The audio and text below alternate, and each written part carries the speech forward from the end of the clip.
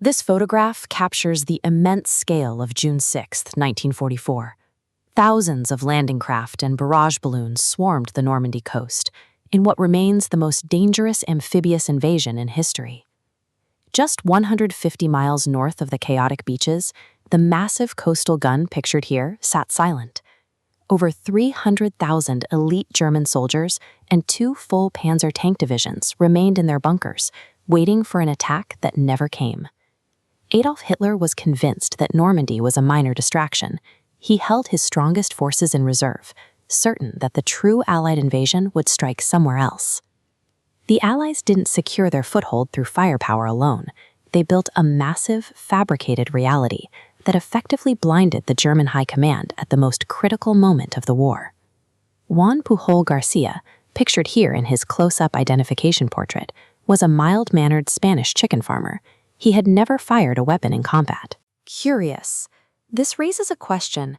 How does a serial failure with 0 military qualifications construct a lie so airtight that it outsmarts a global military power? Pujol set out to prove that a single creative individual, operating outside the rules of traditional warfare, could dismantle the world's most rigid military machine. Following the Spanish Civil War, a deep hatred for fascism drove Pujol to these bustling Madrid streets. He walked into the British embassy 3 separate times to volunteer as a spy, and they rejected him every single time. Since the Allies wouldn't hire him, he decided to force them. He would infiltrate the German intelligence apparatus and become a top-tier Nazi spy first. He convinced the German Abwehr in Madrid that he was a fanatical sympathizer. They assigned him the codename Arabelle, taught him to use secret ink, and handed him $3,000 to build a spy network in London. Instead of traveling to Britain, Pujol settled among these dense coastal rooftops in Lisbon. He didn't speak English and had no visa, yet he began filing reports from a country he had never even visited.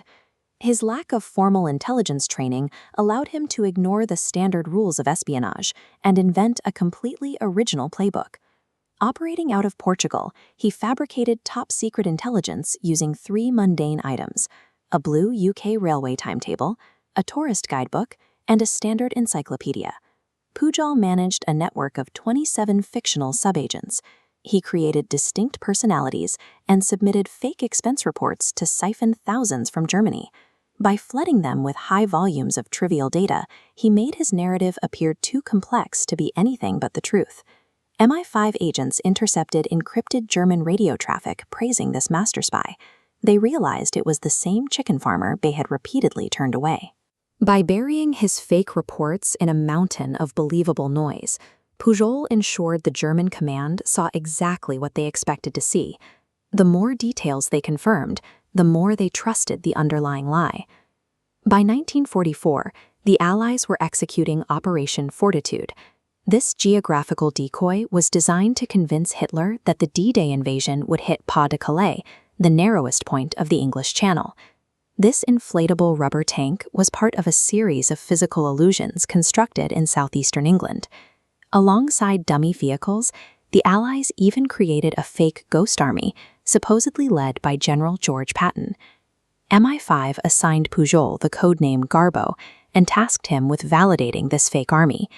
He sent over 500 precise radio messages to Berlin, providing the German command with the specific evidence they needed to believe the ghost army was real. Physical illusions like rubber tanks are only effective when a trusted informational source turns a visual trick into a strategic reality.